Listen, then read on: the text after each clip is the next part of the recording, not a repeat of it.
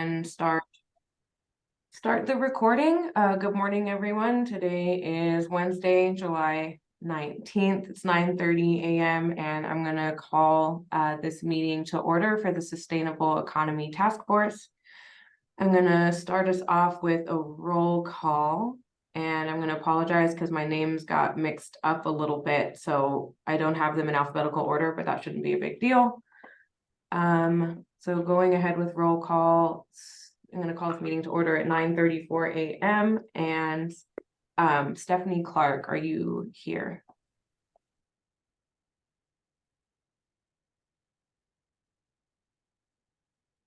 Okay, moving down, do I have Secretary Doucette here for General Services Division Department? Yes, I'm here. Great, thank you, Secretary. Breezy Gutierrez? Present. Thank you. Miori Harms?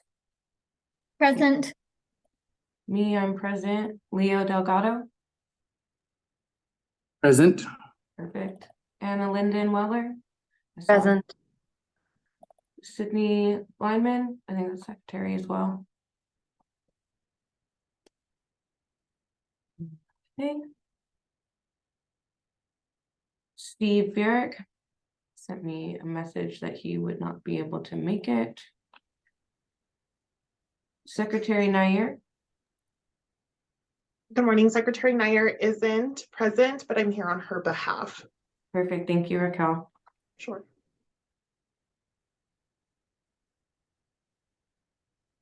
Lucinda Sido?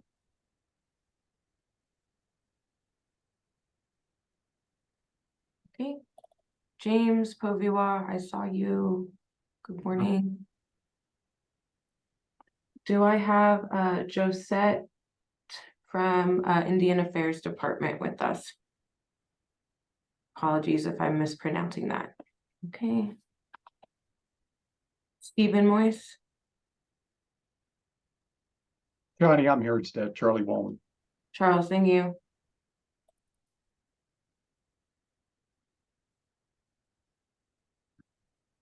And Patricia Trujillo.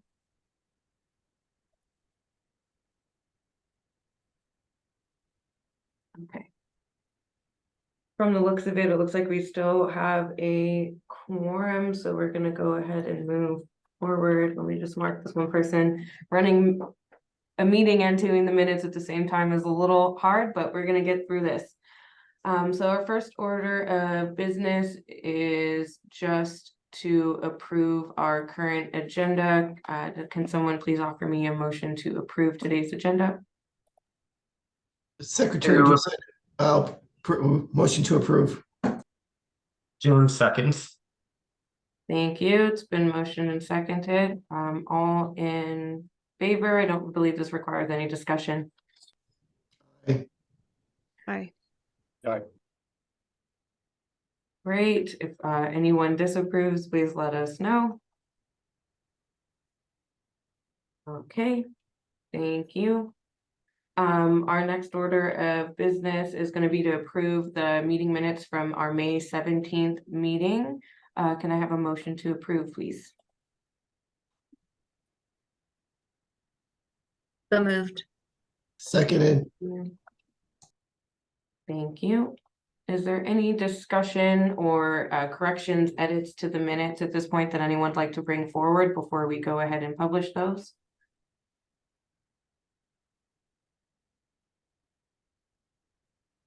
Seeing none, we can go ahead and approve the minutes from the May 17th meeting. So we'll get those updated on the website so that they no longer say draft. And next we'll move on to item 4 on our agenda, which is discussion. So I was going to talk through a few things this morning. The first is our economic transition positions. A description of both, a sample description of both of those positions was shared both with the Sustainable Economy Task Force and Advisory Council. And we did take the considerations and suggestions into account when we made those descriptions.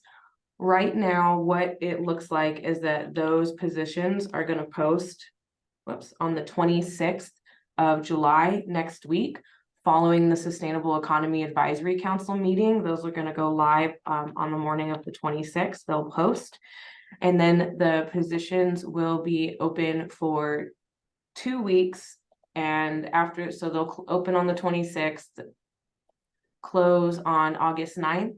And then we'll be working to do the interviews, review applications, and hopefully if we get some good applicants in, we can hopefully have someone start for the beginning of September.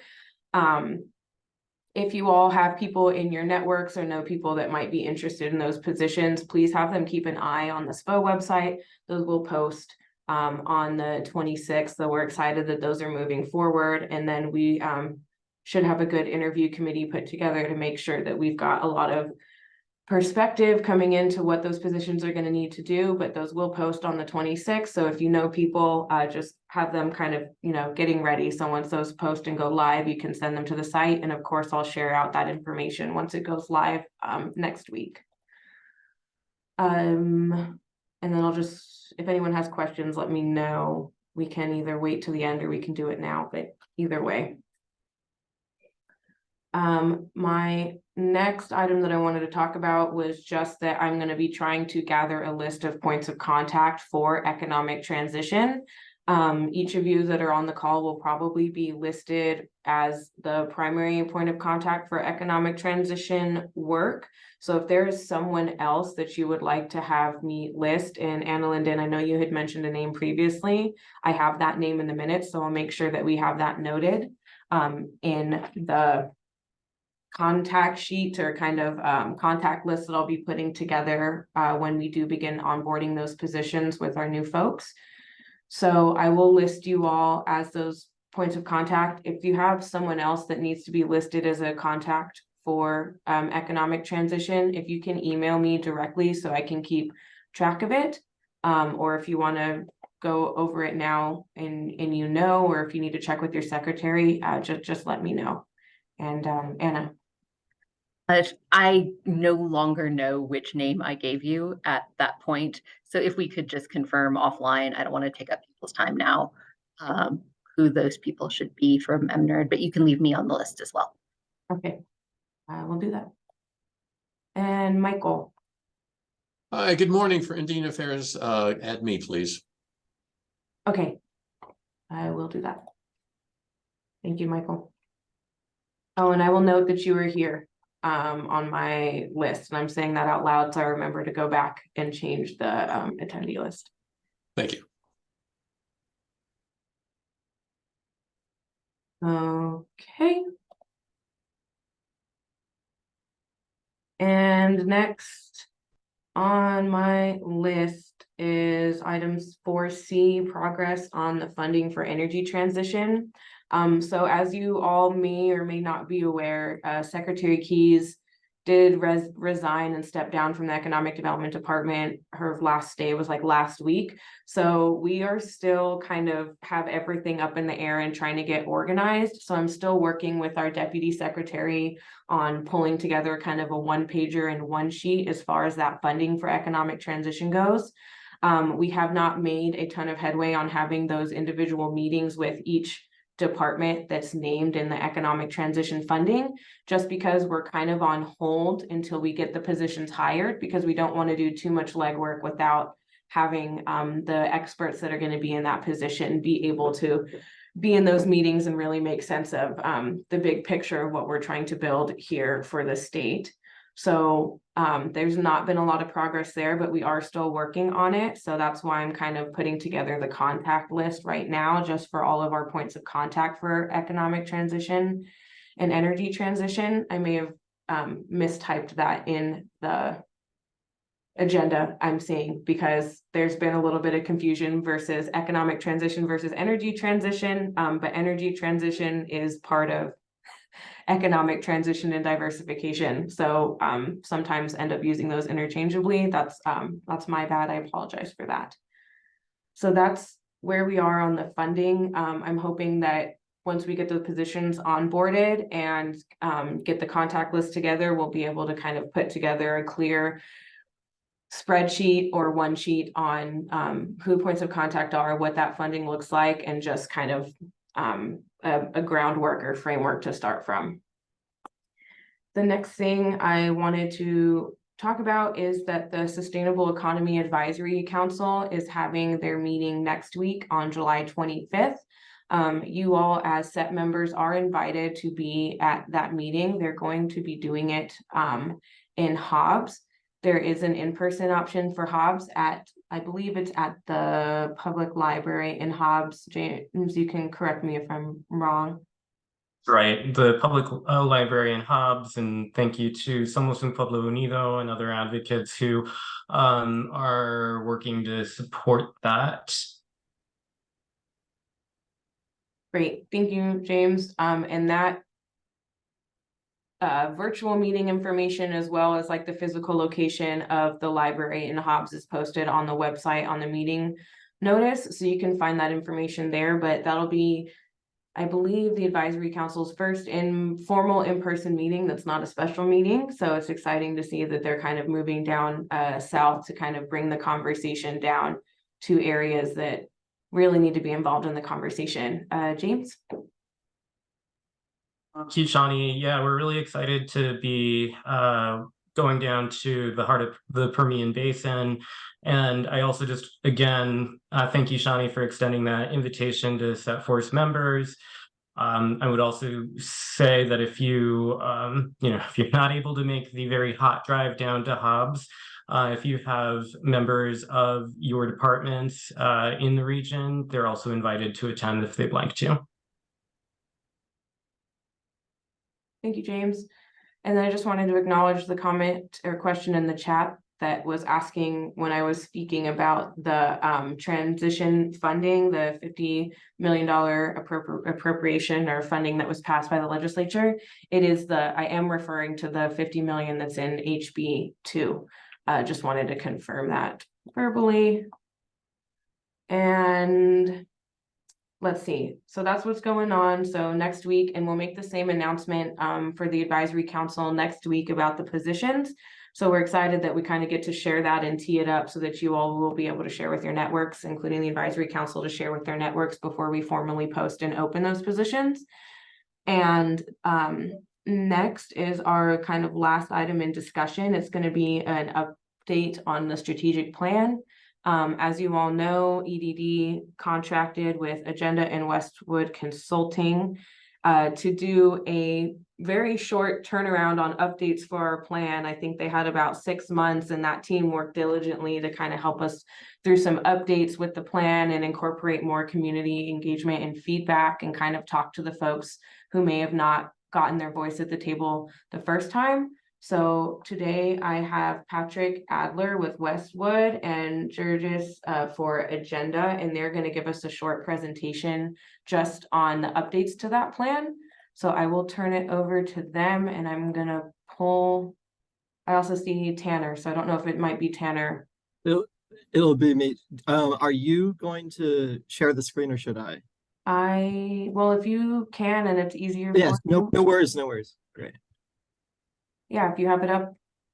Yeah, I got it. No worries. Okay. Perfect.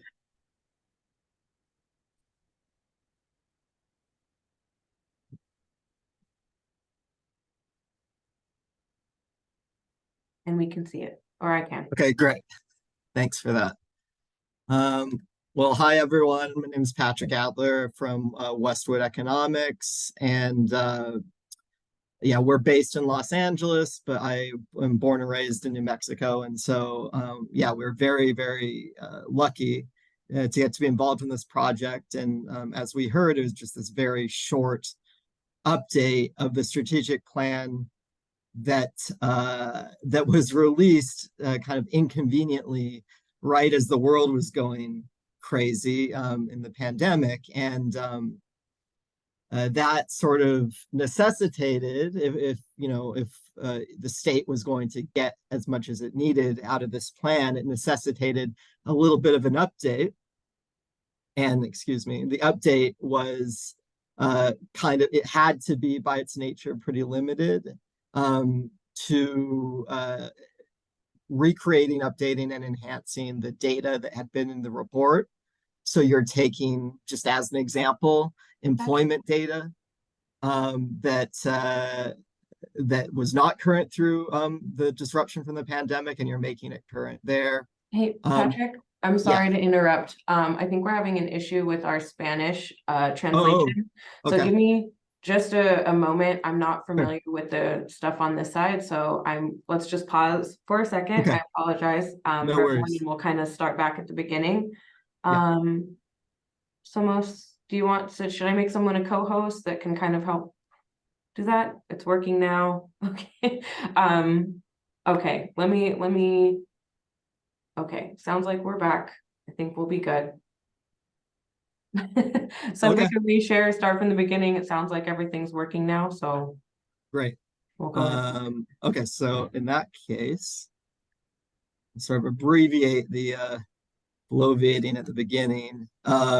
Name's Patrick Adler. I'm a founder of Westwood Economics and Planning, which is based in Los Angeles, and we worked with Agenda to update the strategic plan that had been released sort of right as the pandemic was happening. And the whole point of the update is to make that document, which is supposed to set this strategic path of the state for the next 5 years, to update it so that it was useful and commenting on issues that were newly important. And then also we understand there was some feeling that more people could have been brought to the table initially. So the idea was that while you were updating this core analytic data, you could do more community participation.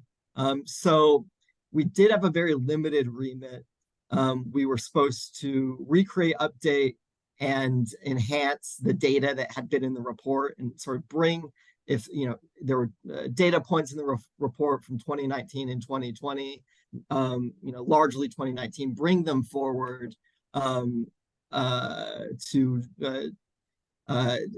as recent as possible. And it's almost always after the pandemic in 2021 to 2023. Also, we want to understand the extent to which the recommendations in the report have started to be implemented, and sort of check in on that process. And then update, as I said, community engagement to include voices not heard in the initial report. And then finally, we want to consider some of these new topics that have been put on the table during the pandemic. So what I'm going to do is speak to sort of the quantitative analysis and really focusing on some of the things that have changed, some of the key data points that have changed. And then Georges from Agenda is going to be talking about the community consultation component. So don't have a lot of time here, and it's a really big report that we sort of recreated, hundreds of figures for.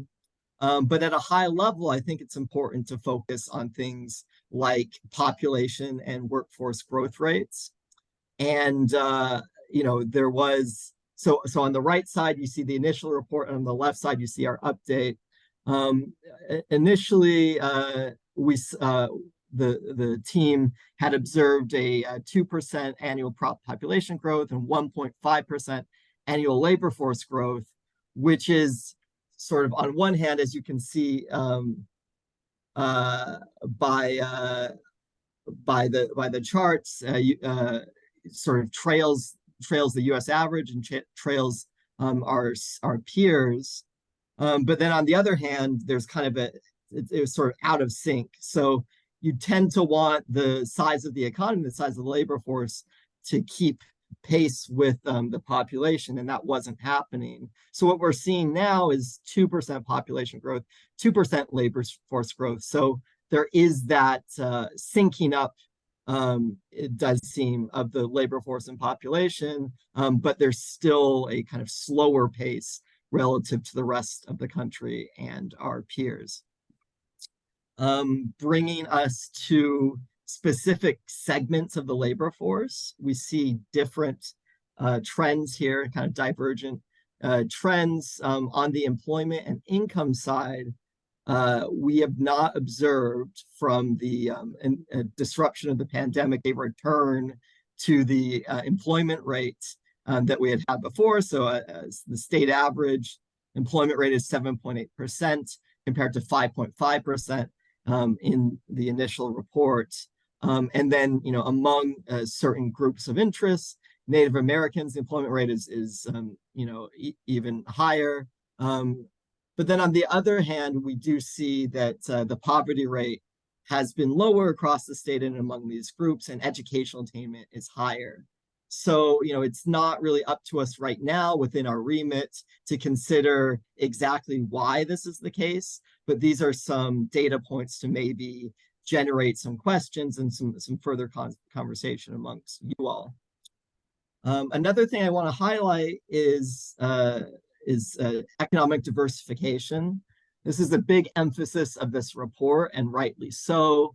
We have a state that in a lot of respects is lucky to have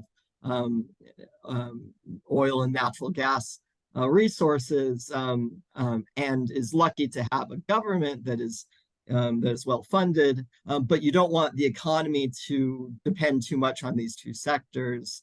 And on that metric alone, it does seem as though the economy is a little bit more diverse. There's been faster growth outside of natural resource extraction and government than within those sectors. Extraction activities didn't stop, they didn't reverse, but there's just been faster growth in the rest of the economy, and that's certainly encouraging to see. And we get a bit more of that flavor when we go to this slide and see individual sectors, and these are clusters that were originally identified by the last team to do their report, that are growing. So you see sustainable value-added agriculture, cybersecurity, intelligent manufacturing, global trade, biosciences, aerospace. These are on the top, the kind of above zero part of this left-hand graph, so which means we have seen some growth in the past 4 years. But one thing that's interesting is there's been a sort of migration, if you compare the right and the left figure, from the upper right quadrant to the upper left quadrant. And what that is speaking to is the employment concentration ratio. And not to be too technical, I've probably already been a bit too technical. The employment concentration ratio gets at how specialized economic activity is relative to the rest of the country. And so the migration from the right to the left means that that these activities have become less specialized. And another way of saying that, a very simple way of saying that, is as much as there's been growth within the state in these areas, growth elsewhere in the country has been faster. So the competitive position of the state in these particular areas has not improved. So that's something like by and large, in aerospace we see is an exception. So that's something to consider as well. We're growing the industries that we want to be growing, but relative to the rest of the country, that might not be as much the case. I want to close with a few comments about, and excuse the atmospheric noise here, a few comments about post-pandemic migration trends. One thing that the team that did the report initially couldn't have anticipated is this rise in the ability to work from home, come together as we're doing right now, and do business and learn from each other at a distance. And this is theoretically really important for a state like New Mexico, where people might be interested in living, but might not be able to because their job isn't there. And so we have looked at in this report an analysis, we've done an analysis around this issue and whether or not people are starting to move to New Mexico to work from home and whether that's accelerated. Net migration is one, is kind of the most coarse measure of this, after 2019 did tick up. So in 2014, we saw some positive net migration, but not as much as we've seen in this post-pandemic period. So that gives us a sense that maybe something is changing. If we look at the types of people who have moved, the story gets a little bit stronger. So the wages of the people who are moving to New Mexico have increased, which points to higher salaried workers moving here. The story gets even stronger when we think of domestic migrants who work from home. So this is the percentage of all domestic migrants to New Mexico who work from home. At the beginning of the pandemic period, it's not even, or before the pandemic, it's not even 1 in 10. And by 2021, it's about 1 in 4. So that's a really big uptick in 2020 and 2021 in the number of people coming to New Mexico who are working from home. Even in a high year like 2015, it's not nearly as common for people coming. People are coming to New Mexico tend to work at an office. Moving on, we see that 70% of domestic migrants to New Mexico who work from home hold at least a bachelor's degree. So, if we think of the types of jobs that people are working from a home in, it is the more skilled, so-called skilled jobs, so-called talent-rich jobs that the initial report and similar economic strategies emphasize. The idea is that you need some degree of upskilling the workforce as a state. So just before I hand it off to Georges, I just say all of this kind of points to an opportunity in tapping into work from home and migration as a state. It also probably does point to some challenges because as you're bringing in higher skill, higher wage people from the outside, there might be disruptions to local property markets, and might be disruptions to cost of living. So you have to grapple with that too. But I think on the whole, it's maybe from the standpoint of the strategy, an encouraging set of trends. So with that, I think I'll hand it over to Georges. And Georges, I can just control the slides if that works for you. Yeah, that's great. Thank you, Patrick. So what we did was basically the community engagement aspect of it. And what we were going to do, and this is not to throw anybody under a bus, but what we were hoping to do is do a survey, and we couldn't get the results from 2021. So we didn't have a baseline. So instead, what we did was a questionnaire, and gathered responses that way, both verbatims and then actual questions. So what we've learned, and this isn't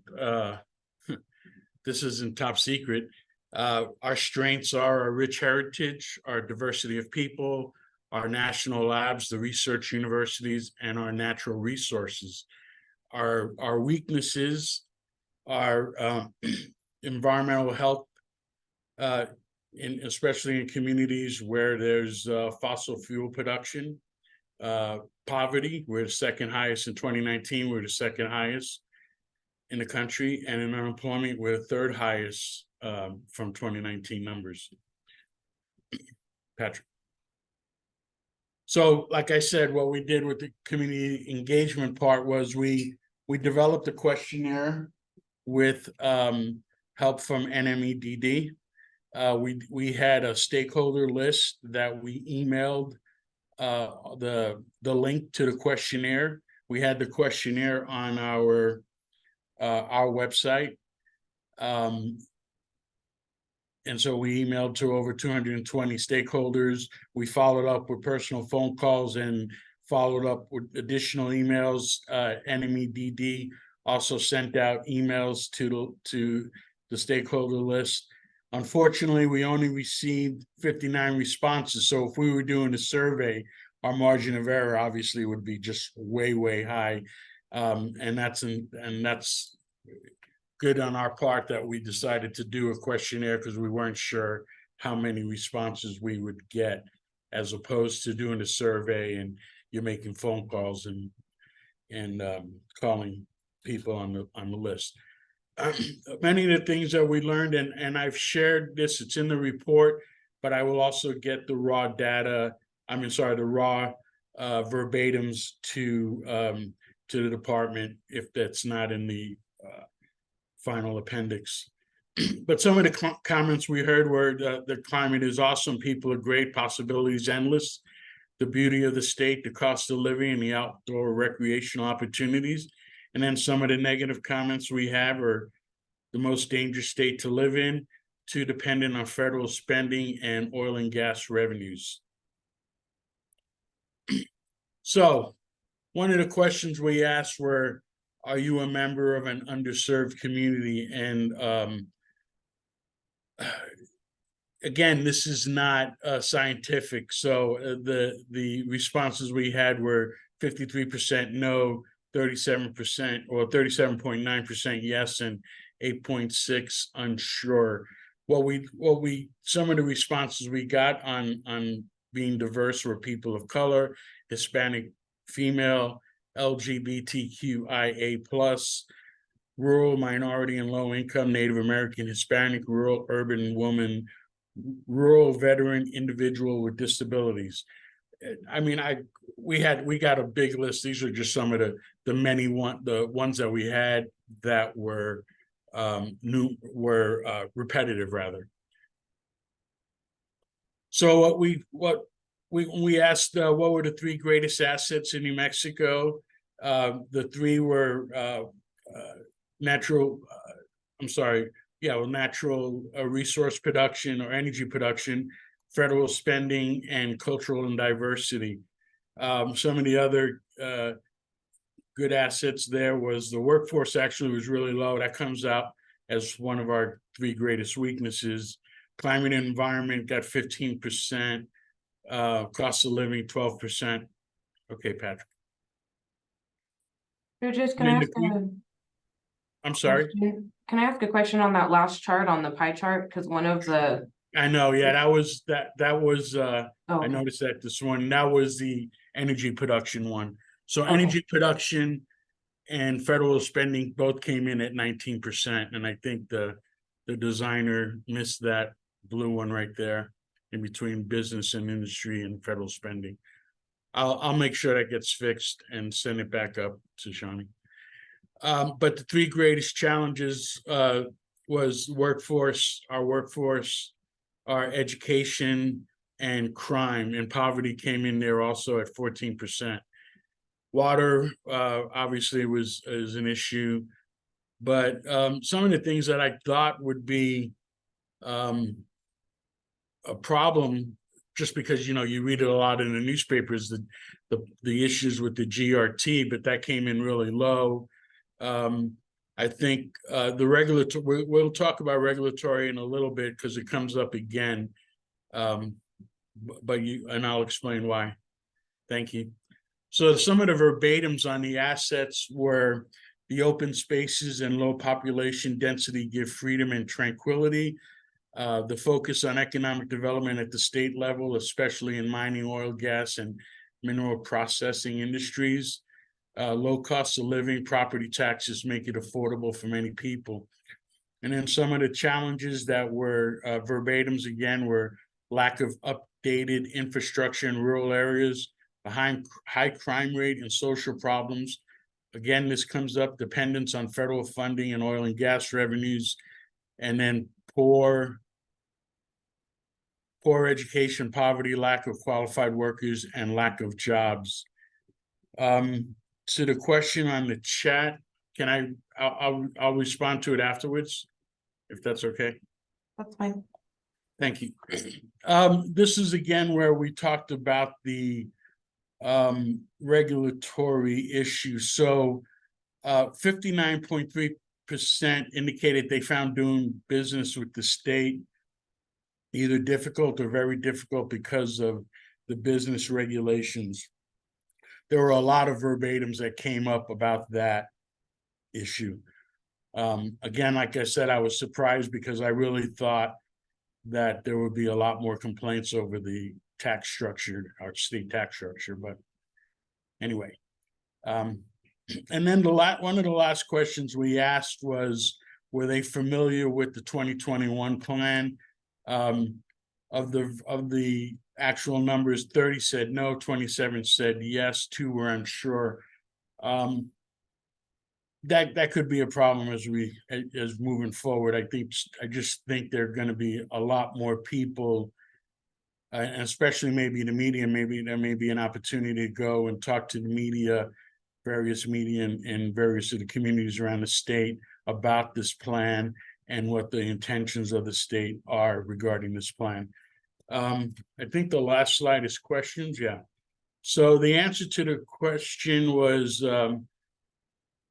how the list of 200 stakeholders, most of the stakeholder list we received from NMEDD rather, and then we also gathered we gathered up any economic development associations that weren't in the stakeholder list. So we included those in there also. So that's, if that helps with the question.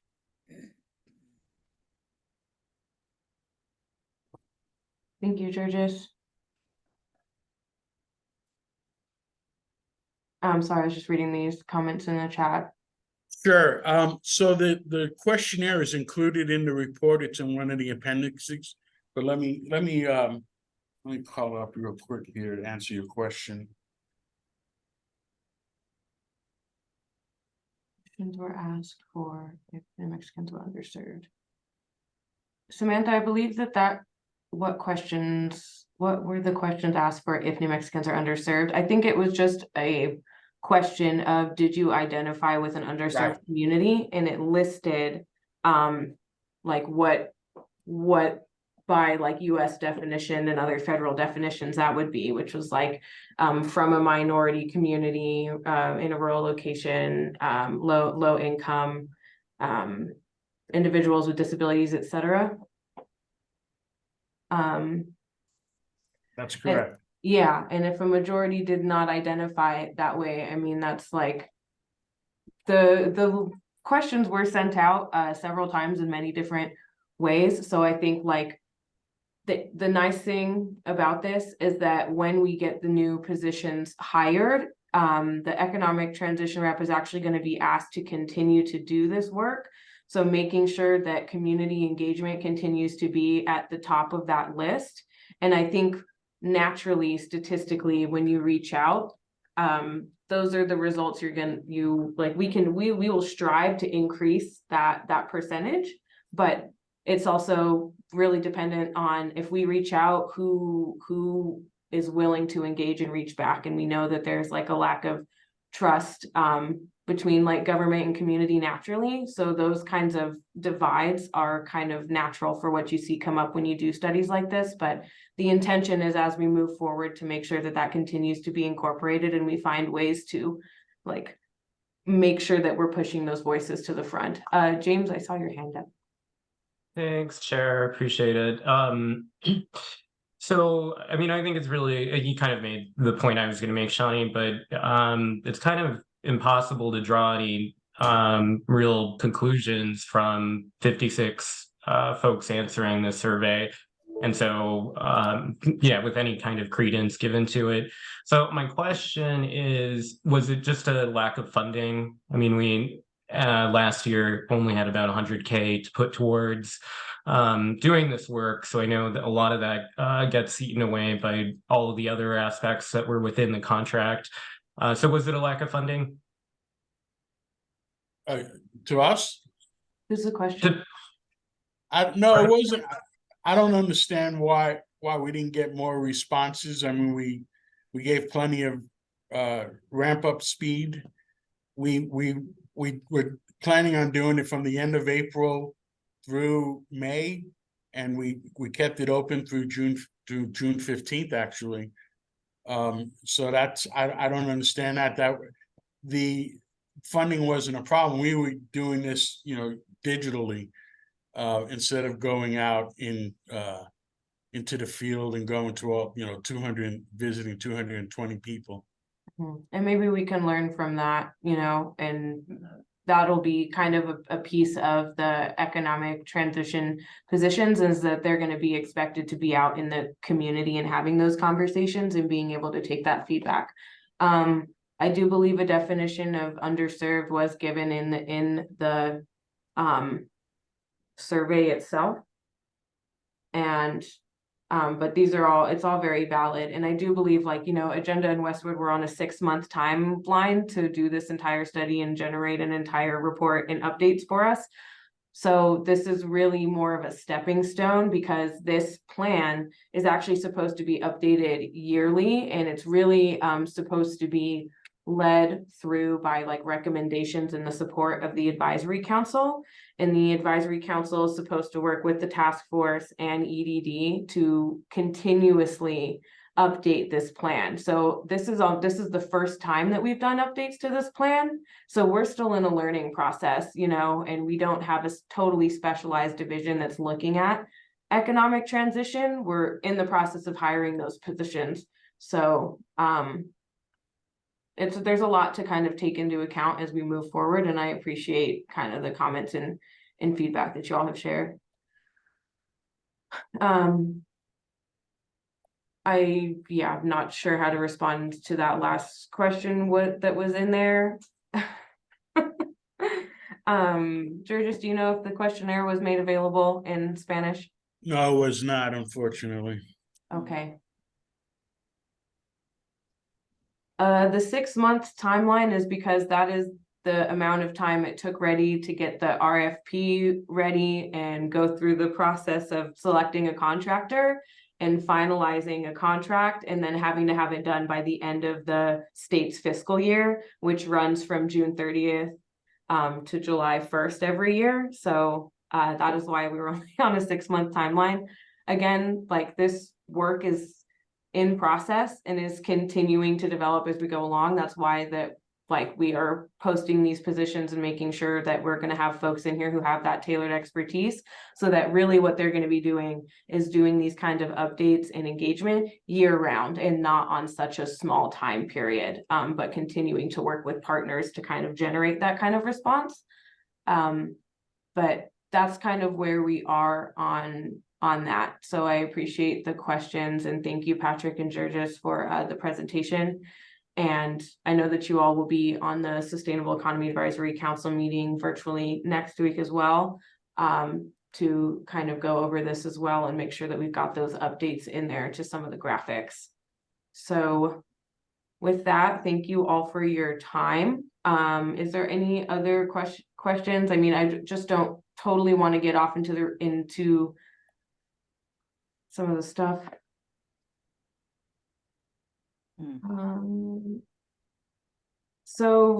Okay. Thank you for the comments. I'm not gonna address that last comment, Nina, just because we have there's been articles that were shared and posted around the selection of this contractor. This is a partnered RFP, so there's 2 different firms working on the contract, and a lot of them are based. Some of the organizations and people are based in New Mexico and are from New Mexico and have a lot of history in New Mexico. So there is ties to the state, but I don't want to totally get out into the nitty-gritty details. I'm totally happy to address some of that offline. Next steps and timeline. So our timeline is that we are gonna post these positions for economic transition on July 26th. If hiring goes really smoothly and we have a lot of great qualified candidates, we will probably, the soonest we would have someone in the position is in the beginning of September. And then once those folks are onboarded and trained, again, that's going to be an economic transition representative and an admin assistant. They are going to have to be onboarded and trained, and then a lot of their role is going to be with overseeing this work, but I don't think I can speak to that too much just because it hasn't been posted formally. So that is where we are at with that. And it's just, you know, this entire project of transitioning like New Mexico's economy away from reliance on oil and natural gas is a huge undertaking. And we're only going to hire like one person in the position, and then we have points of contact at several different agencies. So this is an ongoing development, and it's not something that's going to be done super quickly. And knowing historically how things work in bureaucracy, it's also not going to happen super smooth and unlikely for it to be super pretty. And I think that that's the nature of work when you are trying to make changes is there's a lot of resistance, there's a lot of frustration, and that's just inherent in a lot of the ways that we work. And a lot of people are, you know, working to try and change that. And it's just a process and it takes time. So thank you for the questions and concern and for holding us accountable. And we do want to work to meet that. So that kind of moves us from our discussion into public comment for number 5. So I will welcome public comments at this time, even though a lot of them came through the chat. So I think we kind of discussed through them, but I will pause here if anyone would like to make public comment. Camila? Thanks so much for the opportunity. I do appreciate it. And maybe it's more of a question than a comment. I appreciated the update on the use of the $50 million from HB2 and how that was going to be handled. One thing that I would really like to hear from the Economic Development Department about that is, you know, what do they mean when it comes to advanced energy? And I think that there ought to be a public process around defining that and ensuring that any monies invested in energy projects be able to demonstrate clear carbon emissions reductions. And then the second thing I'd really like to hear an update on, we got a brief presentation from Mark Roper yesterday at LFC on the Energy Transition Act funds that the Economic Development Department has yet to assign. Seems like Workforce Solutions and Indian Affairs have now assigned the use of those monies, maybe with the exception of the governor's junior money.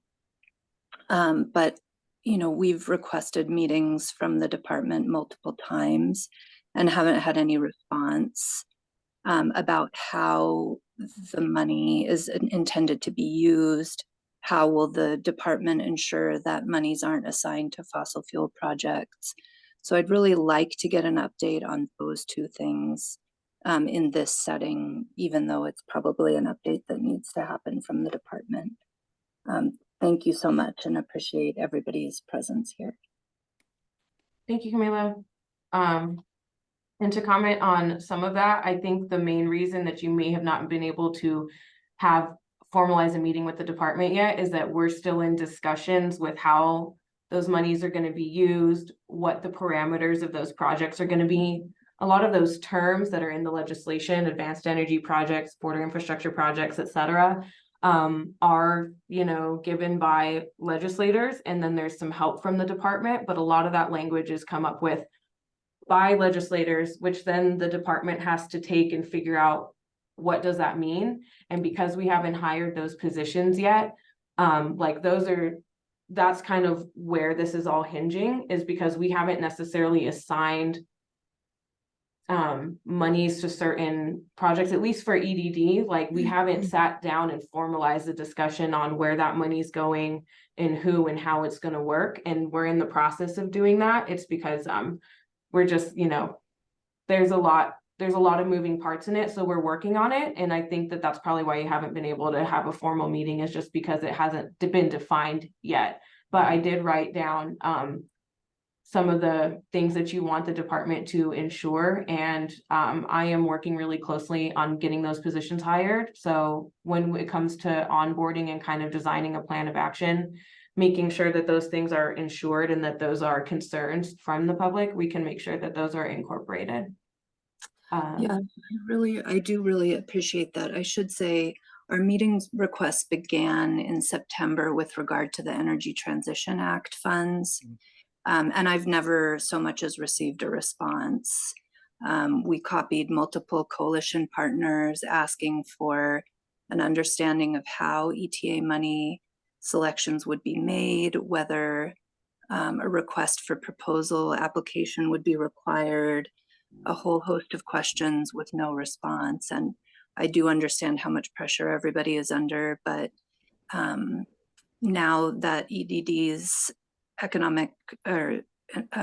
Energy Transition Act money was appropriated duly during the session, yes, there is going to be another energy transition public meeting. But the public has a right to know what the criteria is that the department's going to use, and it's frustrating to not be able to get any response at all. Yeah, and you're absolutely right. If you can, I sent you my email. If you can send me those emails in that email chain, I'll look into it. And I think again, just like no process or procedure or application has been like designed at this time. So potentially that's why we haven't heard back. I don't know that I was personally on any of those emails, but if you send them to me, I'm gonna I'll hold that close as we kind of move this work forward. Thank you, Camila. Gladys?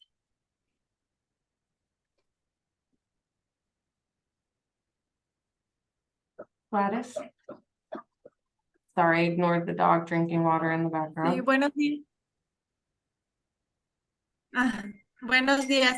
Solo una pregunta. Queríamos saber si esta encuesta la que Just están a question. al sureste y se I would tomaron en like to cuenta know los trabajadores para estas encuestas. if Es una pregunta que tenemos nosotros. I have a question regarding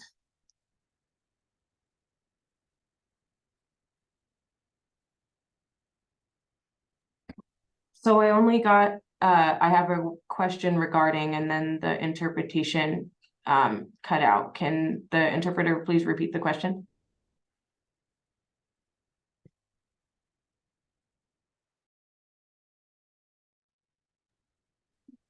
Bueno, no como pregunta, como un comentario, si las encuestas de las que se están hablando llegaron acá al sureste y se tomaron en cuenta a los trabajadores. just if the questionnaires get to the Southwest and get to the workers also.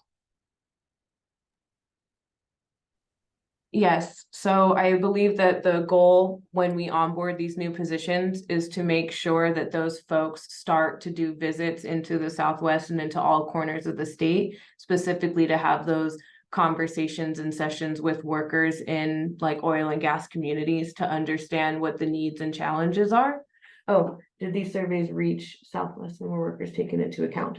That question I would pass to someone from Agenda or Westwood if they're still with us. I know that in order to send the responses out, we used mostly mailing lists and contact lists within the department and previous kind of recommendations and names that were given.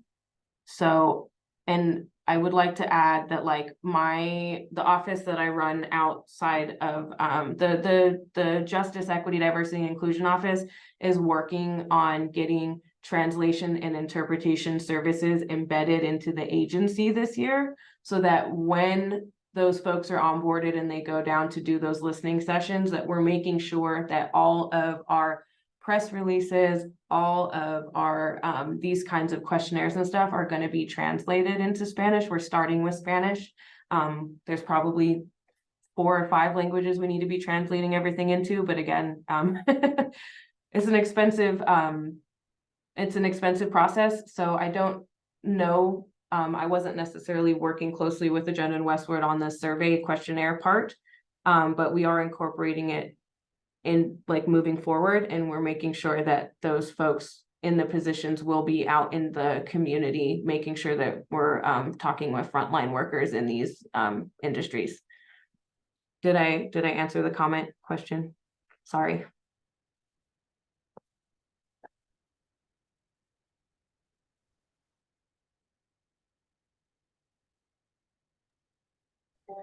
Okay. Thank you. Is there any more comments or questions? Okay, seeing none, I just wanted to make a couple comments for Sustainable Economy Task Force. Our next meeting is slated for Wednesday, August 16th at the same time, 9:30 a.m. Next week on Tuesday, the 25th at 3 p.m. will be the Sustainable Economy Advisory Council meeting. And I had a few other updates that I thought were relevant for this group.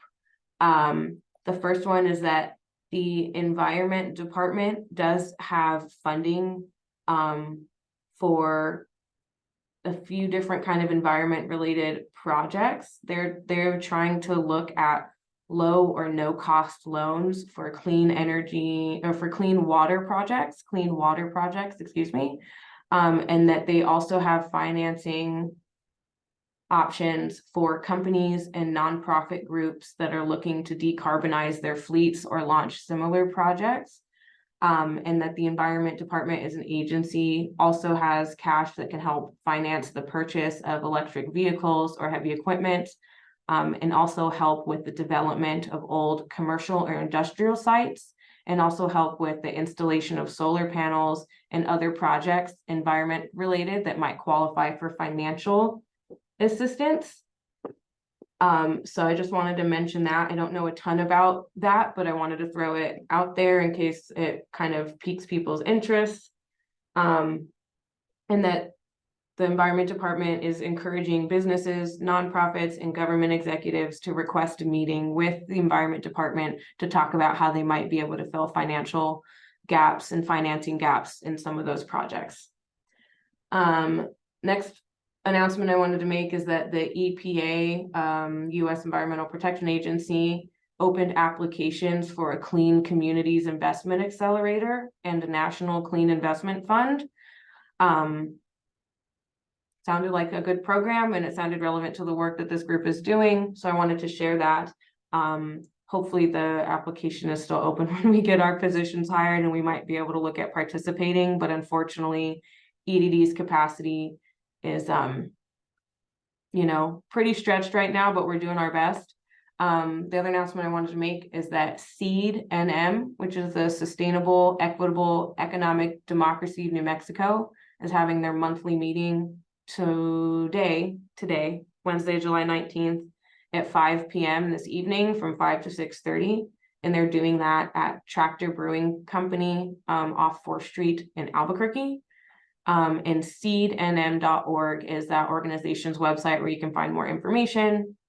And the last is that there is a Four Corners Rapid Response Team community update that's going to take place next Wednesday on July 26th at 1 o'clock. That is virtual. And if people are interested in that, I can kind of send that out, but that's the Four Corners Rapid Response Team. And they're going to be doing a community update to talk about what they've accomplished to date and what they've got planned for the remainder of the year. With that, those are all the announcements I had. I thought that they were climate and sustainable economy focused, so when they popped up, I wanted to share them. But that's all I have, and seeing that it's 10:31, I will at this time entertain a motion to adjourn. To adjourn. Thank James. you. Second, Robert. Thank you. All in favor? I think we could just second it into it. Robert's rules are complicated, y'all. Okay, well, thank you, everyone. I'm going to adjourn this meeting at 10:32 a.m. Thank you all for your time and attention and concern for New Mexico. I appreciate it.